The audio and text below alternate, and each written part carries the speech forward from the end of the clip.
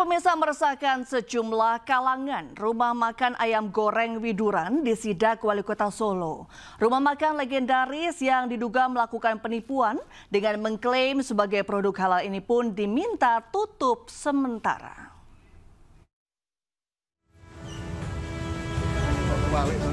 Viral diduga melakukan penipuan dengan mengklaim sebagai produk halal rumah makan legendaris ayam goreng Widuran di Solo, Jawa Tengah di Sidak Wali Kota Solo, Respati Ardi. Sayangnya saat sidak berlangsung, pemilik ayam goreng Widuran tidak berada di tempat. Sementara itu Respati yang ditemui langsung para karyawan dan sempat menghubungi pemilik melalui sambungan telepon meminta restoran tutup sementara hingga proses asesmen rampung. Ya tentu ini sudah 50 tahun, ini saya cukup kecewa dan ini untuk menjaga kerukunan umat beragama, satu, kedua perlindungan konsumen, itu yang paling penting. Konsumen itu dilindungi haknya untuk mengetahui barang apa yang dijual sesuai dengan keterangan yang ada. Mas Wali tadi sempat telepon juga sama pemilik ya Mas Wali? Ya saya telepon Terus bagaimana Mas Wali? Ya, beliau saya sampaikan ya demi kebaikan bersama bersedia menutup. Sebelumnya rumah makan yang berdiri sejak tahun 1973 ini viral karena diduga menggunakan bahan non-halal tanpa mencantumkan label secara eksplisit. Karyawan restoran pun mengonfirmasi label non-halal baru dipasang beberapa hari terakhir setelah muncul banyak komplain dari pelanggan. Dari Solo, Jawa Tengah, Tim Liputan iNews melaporkan. Ya, atas banyaknya aduan masyarakat, rumah makan ayam goreng Widuran di Sidak, Wali Kota Surakarta. Rumah makan legendaris yang diduga melakukan penipuan dengan mengklaim sebagai produk halal ini pun diminta tutup sementara. Sementara masyarakat Solo yang menjadi pelanggan ayam Widuran mengaku sangat kecewa atas dugaan non-halal ini. Pertanyaan apa yang disampaikan hari ini, saya mendatangi dan melihat langsung bagaimana proses pemasakan dan lain-lain. Akan tetapi supaya lebih detail, maka dari itu tadi saya menghimbau untuk pemilik untuk menutup sementara dan akan kita lakukan asesmen. Jadi petugas-petugas kami mengambil sampel-sampel makanan sehingga akan diketahui data persis apa saja kandungan-kandungan yang digunakan. Dan saya juga menyayangkan terkait karyawan atau pegawai yang berjualan di sana, seharusnya ketika ada pelanggan yang masuk harusnya diberikan keterangan kalau ini tidak halal. Kecewa tentu ya. Saya pernah beli beberapa kali di sini, tapi dulu sama ngajak pejabat juga kan. Kecewa sekali. Sejak kapan teman? Mungkin sudah setahun lalu. Tahun yang lalu ya? 2 tahun lalu. Dulu sering bahkan beli nasi box juga untuk hidangan untuk tamu-tamu. Bersama kremes ya? Iya, pakai kremes. Belum nggak ada tulisannya. Kita nggak tahu kalau itu apa, minyak babi. Ya, kita ke informasi lain, pemirsa. Ahli digital forensik Rismon Hasiholansianipar memenuhi panggilan sebagai saksi terkait kasus tuduhan ijazah palsu Presiden ke-7 RI Joko Widodo. Rismon datang bersama kuasa hukumnya pada pukul 10.20 WIB. Rismon dimintai keterangannya dengan menjawab 97 pertanyaan terkait laporan pencemaran nama baik yang dilayangkan Jokowi.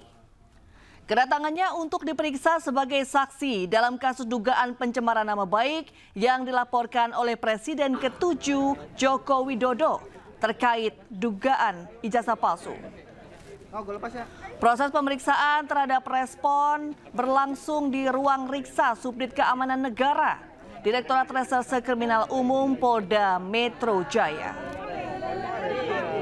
Memberi dukungan moral pada pejuang bahkan untuk koruptor, ya kan? Saya tadi ditanyakan sejumlah pertanyaan yang berkaitan dengan metode-metode ilmiah yang saya kaji, tetapi ada sejumlah jawaban, sejumlah pertanyaan yang saya tidak berkenan untuk saya jawab, ya karena itu berkaitan nanti dengan hal-hal teknis, bagaimana saya mengkaji secara ilmiah apa yang saya teliti berkaitan dengan ijazah lembar pengesahan Pak Joko Widodo yang kami dapatkan langsung dari UGM maupun dari ijazah yang diupload oleh saudara Dian Sandi. Ya. 70 pertanyaan itu soal 97. Ya naik ya, tadinya 70 naik 97. 97 totalnya ya, pertanyaan banyak sekali. Iya. Ya, tim pembela ulama dan aktivis menyambangi gedung Barreskrim Polri untuk mendesak gelar perkara khusus atas penghentian kasus dugaan ijazah palsu Presiden ke-7 RI Joko Widodo. TPUA menyebut menyerahkan dokumen yang berisi 26 poin keberatan dalam penyelidikan perkara. Tim pembela ulama dan aktivis TPUA menyambangi gedung Barreskrim Polri untuk mendesak gelar perkara khusus atas penghentian kasus dugaan ijazah palsu Presiden ke-7 RI Joko Widodo. Rombongan membawa dokumen yang berisi 26 poin keberatan dalam penyelidikan perkara. Di antaranya menyatakan tidak adanya transparansi penyelidikan dan penyidik tak memenuhi kaidah Scientific Crime Investigation hingga perlu gelar perkara khusus. TPUA juga menilai penghentian kasus menjadi cacat hukum karena tidak dihadirkan pelapor dan terlapor. Sesuai dengan yang sudah disampaikan bahwa kita datang ke sini ke Karo Wasidik ya, sebagai atasan penyidik untuk melakukan desakan gelar perkara khusus. Bagaimana tadi disebutkan di dalam Perkap 6 2019 itu pasal 31. Maka di sana kita tuangkan poin-poin keberatan atas hasil gelar perkara dan hasil penyelidikan yang dihentikan pada tanggal 22 Mei yang lalu. Ya, inti keberatannya kita tuangkan ada 26 butir gitu kan yang kita masukkan sebagai alasan hukum kenapa TPUA keberatan gitu kan atas penghentian penyelidikan. Sebelumnya, Barreskrim Polri telah selesai melakukan penyelidikan atas kasus ijazah Jokowi yang dinilai identik dan tidak ditemukannya unsur pidana sehingga kasus dihentikan. Dari Jakarta, Esra Ambarita, Rama Maheru, Edi Nugraha, iNews melaporkan. Ya, Roy Suryo CS meragukan hasil pemeriksaan Barreskrim Polri terkait keabsahan ijazah Joko Widodo. Metode yang digunakan Barreskrim dituding tidak transparan.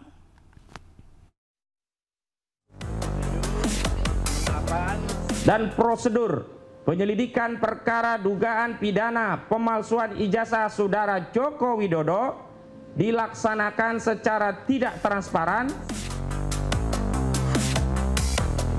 Roy Suryo bersama tim pembela ulama dan aktivis menolak keputusan Barreskrim yang menghentikan penyelidikan kasus ijazah Presiden ke-7 Republik Indonesia, Joko Widodo.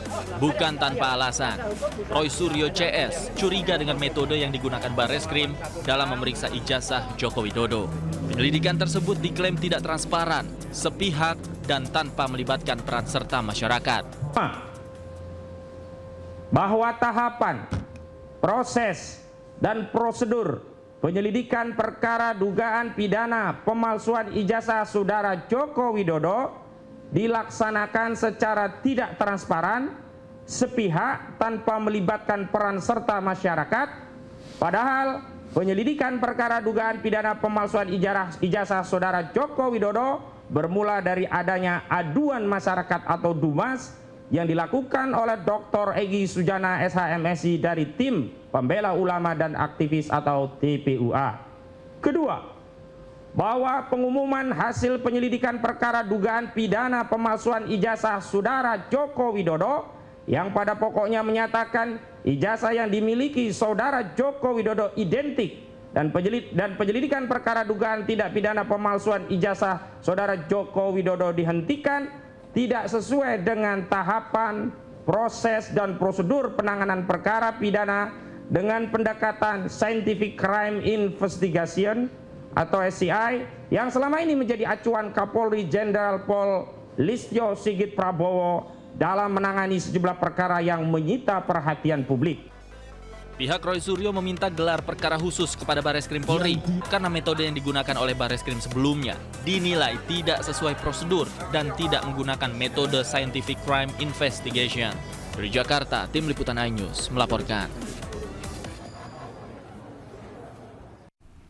Ya, sementara itu Raja Juli Antoni, Sekjen Partai Solidaritas Indonesia, sekaligus Menteri Kehutanan menemui Presiden ke-7 Joko Widodo di kediamannya di Solo, Jawa Tengah. Raja Juli datang untuk menanyakan maksud pernyataan Jokowi soal wacana menjadi Ketua Umum PSI. Ya, Raja Juli Antoni tiba di rumah Jokowi pukul 15:49. Raja Juli mengaku menanyakan langsung ke Jokowi soal wacana menjadi Ketua Umum PSI. Raja Juli menyebut sampai saat ini Jokowi masih mengkalkulasi. Menteri Kehutanan itu menyambut baik bila Jokowi ingin bergabung menjadi ketum PSI. Apalagi saat ini nama Jokowi muncul di beberapa wilayah.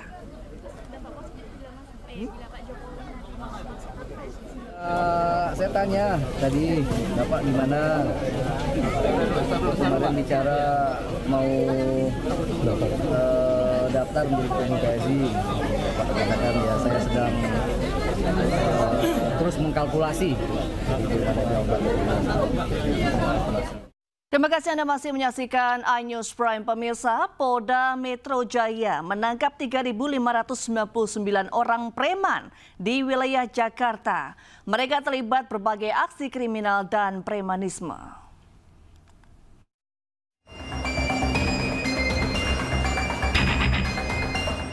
.599 orang diamankan Polda Metro Jaya selama 15 hari operasi Brantas Jaya. Mereka diamankan lantaran terlibat berbagai aksi premanisme di wilayah Jakarta.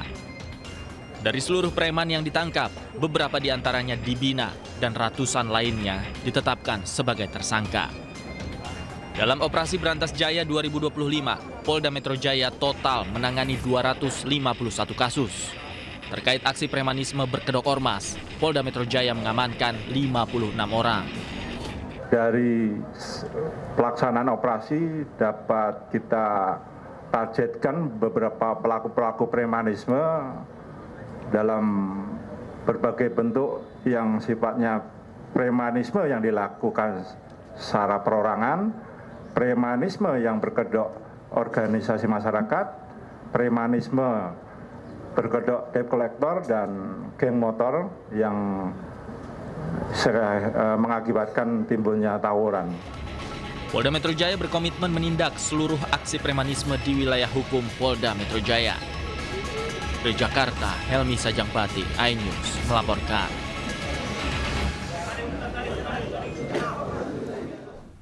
Ya, pasca penangkapan 30 anggota Ormas yang terlibat pungli parkir di Rumah Sakit Umum Tangerang Selatan, menurut polisi Ormas tersebut mengantongi 7 miliar rupiah. Ambil.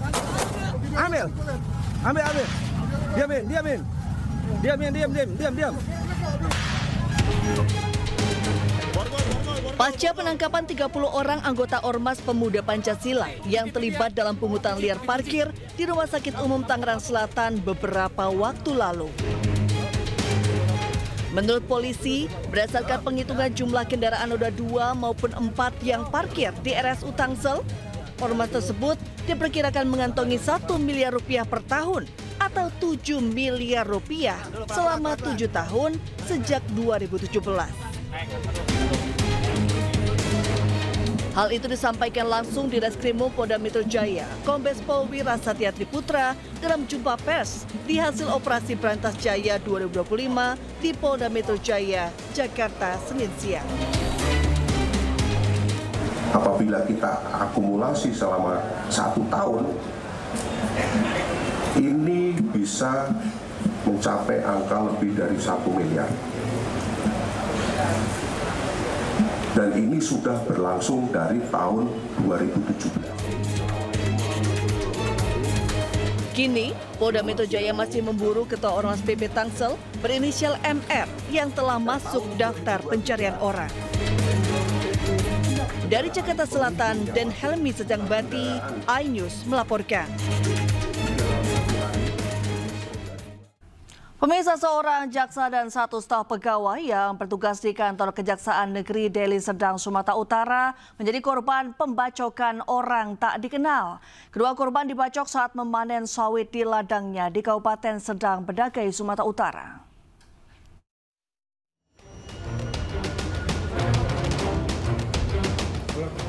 Seorang jaksa dan satu staf pegawai yang bertugas di kantor Kejaksaan Negeri Deli Serdang, Sumatera Utara menjadi korban pembacokan orang tak dikenal.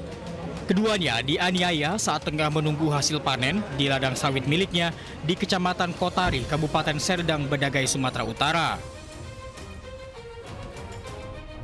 Dua pelaku datang ke lokasi ladang dengan mengendarai sepeda motor dan membawa tas pancing yang berisikan senjata tajam jenis parang. Salah seorang pelaku mendatangi korban jaksa yang sedang duduk di gubuk lalu menganiayanya.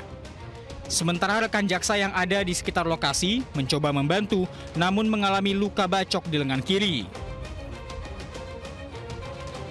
Warga dan pekerja langsung membawa kedua korban ke Rumah Sakit Umum Daerah Amri Tambunan untuk mendapatkan perawatan. Vario, dua naik ke atas. Bilang kawan itu, ada kawanku satu lagi. Bang, kenapa tangannya berdarah? Udah aman, kata dia. Rupanya nggak lama, dibawa teriak. Nggak tolong. Mau main dibacok, katanya gitu.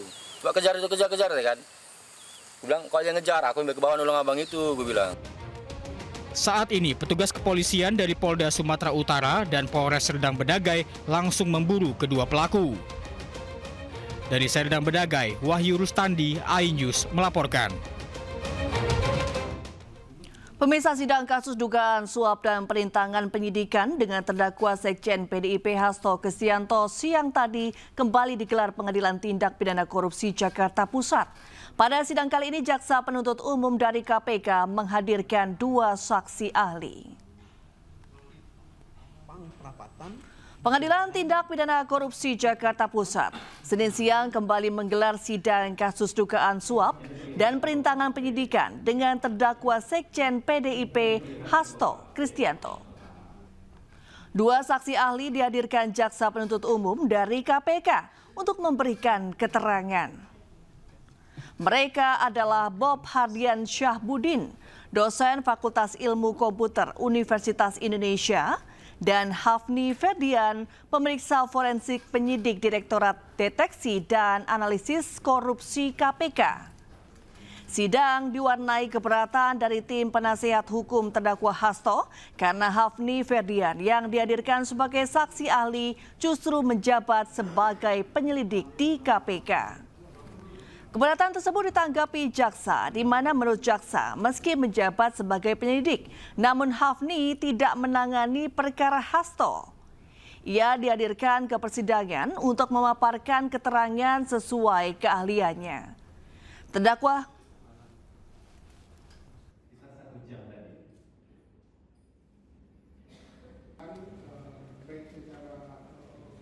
saksi ahli tadi nampak bahwa saksi tidak pernah itu menerima data-data terkait dengan BTS yang diduga menunjukkan suatu lokasi terkait dengan apa yang didakwakan oleh jaksa penuntut umum. Kemudian bahwa kalau hanya berdasarkan data CDR, call detail record, tanpa didukung data-data yang lain, itu juga tidak bisa menunjukkan suatu lokasi secara presisi dari alat tersebut. Apalagi perlu suatu konfirmasi dengan beberapa fakta-fakta lain untuk menunjukkan apakah alat yang dideteksi hanya melalui koordinat dari BTS ID tersebut akan menunjukkan berkorelasi dengan keberadaan. Pemirsa, Gubernur Jakarta Pramono Anung meninjau pengerukan aliran Kali Ciliwung di Jakarta Pusat. Pramono memastikan tidak ada penggusuran demi melebarkan badan sungai. Gubernur Jakarta Pramono Anung meninjau pengerukan lumpur di aliran Ciliwung di Kebun Melati, Tanah Abang, Jakarta Pusat pada Senin sore.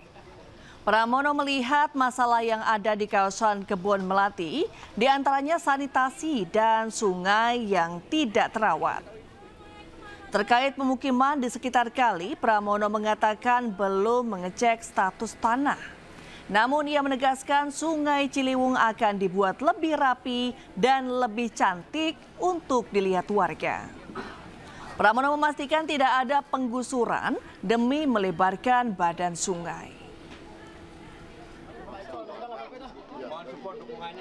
Saya belum mengecek mengenai status tanah dan sebagainya. Tetapi kalau melihat tempat dan sebagainya, kalau ini dibuka pasti nggak akan bisa, malah nggak membantu menyelesaikan. Permasalahannya pasti malah bertumpuk-tumpuk yang lain-lain. Sehingga dengan demikian yang sekarang ini kita lakukan adalah satu, sungainya kita buat lebih rapi, lebih cantik, lebih enak dilihat lah. Yang kedua adalah persoalan sanitasi MCK, dan kami sudah menawarkan kepada warga, nggak semuanya setiap rumah kemudian satu MCK akan kita buatkan komunal. Mereka juga permintaannya terutama bagi lansia supaya bisa duduk. Jadi kami siapkan duduk sama yang. Pemirsa, Presiden Republik Indonesia Prabowo Subianto tiba di Kuala Lumpur Convention Center, Kuala Lumpur, Malaysia untuk menghadiri konferensi tingkat tinggi ke-46 ASEAN. Ya, tiba Senin pagi, Presiden Prabowo disambut secara langsung oleh Perdana Menteri Malaysia Anwar Ibrahim di halaman KLCC. Sebelum sesi pleno, para pemimpin negara ASEAN melakukan sesi foto grup bersama.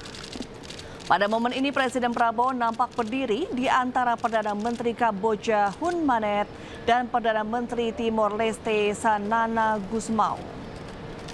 Dalam KTT ke-46 ASEAN bertema Inclusivity and Sustainability, Presiden Prabowo berbicara pada sesi pleno yang mengangkat topik terkait langkah ASEAN ke depannya. Tidak hanya mengikuti rangkaian pertemuan KTT, Presiden Prabowo juga melakukan pertemuan bilateral dengan sejumlah negara sahabat. Kehadiran Presiden Prabowo menegaskan posisi strategis Indonesia sebagai pemimpin di kawasan Asia Tenggara. Ya, masih di News Prime pemirsa, viral di media sosial pesta pernikahan anak di Lombok Tengah, Nusa Tenggara Barat. Polisi sudah menerima laporan dan tengah menyelidiki kasus ini.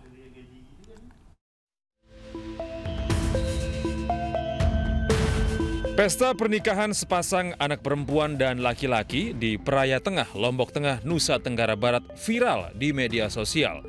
Anak perempuan berusia 15 tahun menikah dengan anak laki-laki berusia 17 tahun dan dirayakan dengan meriah. Pesta pernikahan ini mengundang komentar negatif dari warganet yang menyayangkan adanya pernikahan anak. Pasca viral, unit PPA Reskrim Polres Lombok membenarkan telah menerima laporan. Selanjutnya, polisi akan memanggil sejumlah saksi dan pihak-pihak yang diduga terlibat dalam kasus ini. Pengaduan baru kami terima, akan kami tindak lanjuti, nanti informasi berapa orang, keterlibatan seperti apa, nanti menunggu hasil pemeriksaan lebih lanjut. Yang jelas pengaduan kami terima, akan segera kami tindak lanjuti. Sementara itu, Kepala Dusun setempat menyebut terpaksa menikahkan kedua anak karena didesak oleh keluarga kedua pengantin. Sebelumnya, kedua anak telah melaksanakan kawin lari, sehingga anak perempuan tidak diterima keluarganya lagi. Masyarakat Sasak, adat, agama itu masih sangat dipegang kuat. Adat, kalau anak sudah dibawa lari, lebih-lebih 2 hari ini kan secara adat memang harus dinikah. Tapi kembali lagi kita melanggar aturan negara bahwa kita menikahkan anak di bawah umur ini atas dasar kemanusiaan. Wakil Menteri Pemberdayaan Perempuan dan Perlindungan Anak Veronica Tan juga menyoroti peristiwa ini. Ia prihatin terutama di Provinsi Nusa Tenggara Barat yang termasuk daerah dengan tingkat perkawinan anak tertinggi di Indonesia. Apalagi berdasarkan Undang-Undang Nomor 16 Tahun 2019 tentang perkawinan, batas minimal usia pernikahan adalah 19 tahun, baik bagi pengantin perempuan maupun laki-laki. Tim Liputan iNews melaporkan. Legislator PDI Perjuangan mencecar Menteri Koperasi Budi Aris Setiadi atas pernyataannya terkait Partai Mitra Judol di Senayan. Ia meminta Budi Aris tidak memfitnah PDIP jika sedang merasa panik. Tapi kalau tenang jangan fitnah sana sini, Pak. Jangan fitnah partai kami, Pak. Ini nggak bagus, Pak.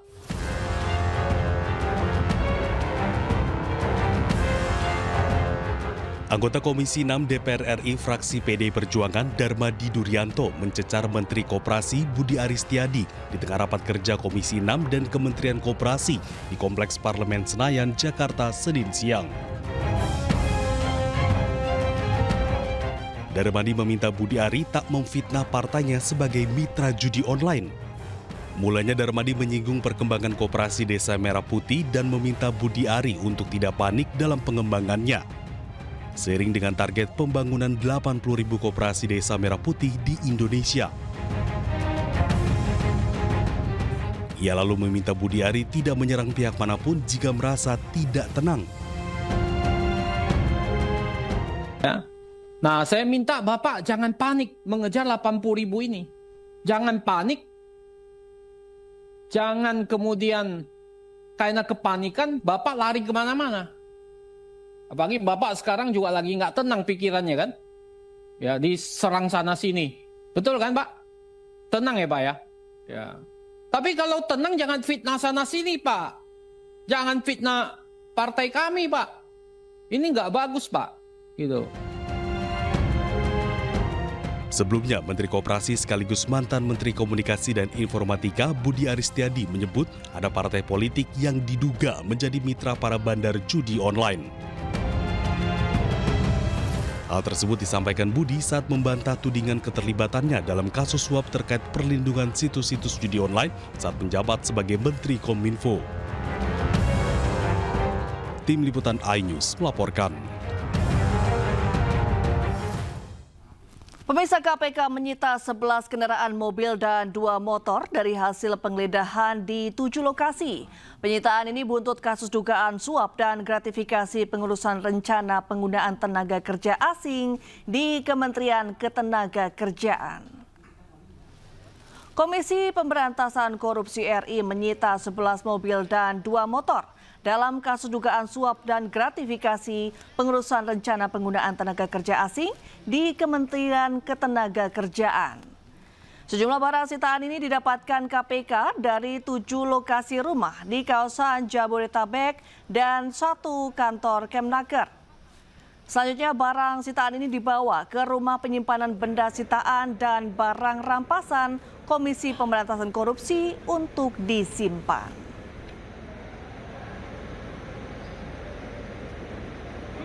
KPK dalam perkara di Kemenaker ini telah melakukan serangkaian kegiatan penggeledahan dan penyitaan terhadap barang-barang dalam bentuk unit mobil dan motor sejumlah 11 kendaraan roda 4 dan 2 kendaraan roda 2 yang telah diamankan oleh tim penyidik KPK. Ya, ada beberapa lokasi yang dilakukan penggeledahan, setidaknya tim penyidik KPK melakukan penggeledahan di 7 lokasi rumah pihak-pihak terkait di wilayah Jabodetabek. Pemirsa, Komisi 1 DPR RI melakukan rapat kerja dengan Panglima TNI Agus Subianto beserta 3 kepala staf TNI.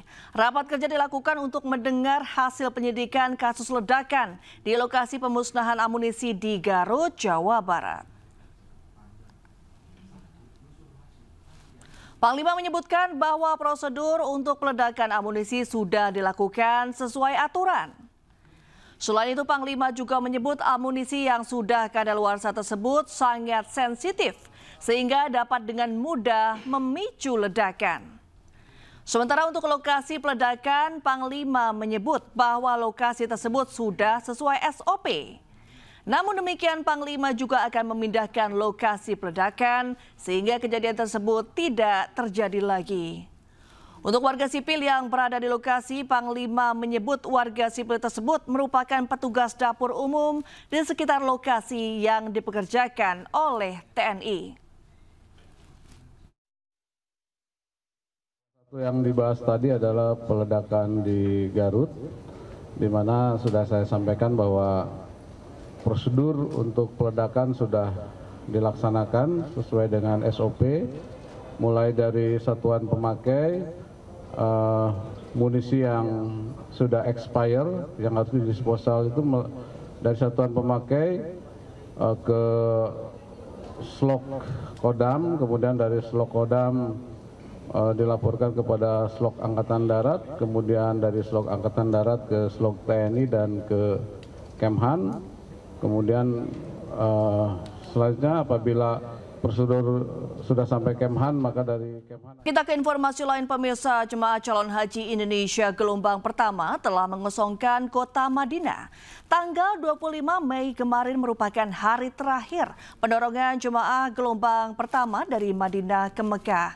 Dan berikut laporan dari jurnalis iNews Gigi Irfan dari Madinah, Arab Saudi. Indonesia gelombang pertama telah mengosongkan kota Madinah. Tanggal 25 kemarin merupakan hari terakhir pendorongan jemaah gelombang pertama dari Madinah ke Mekah. Terakhir ada 8 kloter dengan jumlah jemaah sebanyak 3.000 lebih telah tiba di Mekah.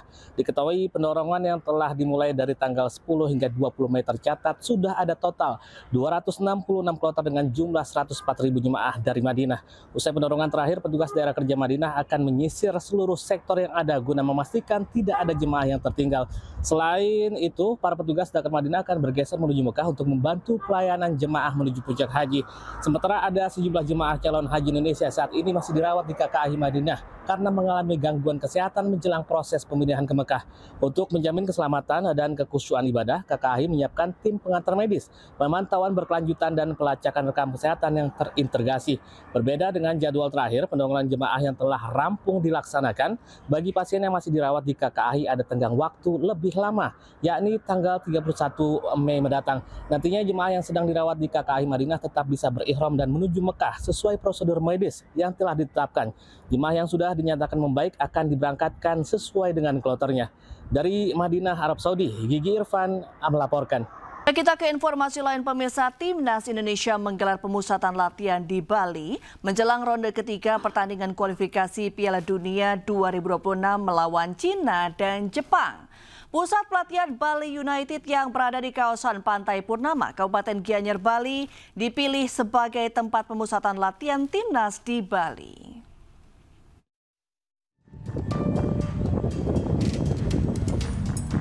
Pemain timnas Indonesia siap menjalani pemusatan latihan di Bali. Pemusatan latihan ini dilakukan untuk persiapan timnas menjelang putaran ketiga kualifikasi Piala Dunia 2026 zona Asia melawan Cina dan Jepang. Pusat pelatihan Bali United dipilih sebagai tempat diselenggarakannya pemusatan latihan yang rencananya akan dilaksanakan mulai 26 Mei hingga 31 Mei mendatang. Dipilihnya tempat yang berada di kawasan pinggir pantai ini karena telah memiliki berbagai fasilitas yang lengkap untuk menunjang kebutuhan selama pemusatan latihan. Berbagai persiapan pun sudah dilakukan oleh pihak manajemen pusat pelatihan Bali United menjelang berlangsungnya pemusatan latihan ini. Belasan orang pekerja melakukan berbagai pekerjaan untuk memastikan kesiapan lapangan yang akan digunakan untuk berlatih. Dari Gianyar, Bali, Ketut Catur Kusuma Ningrat, iNews melapor.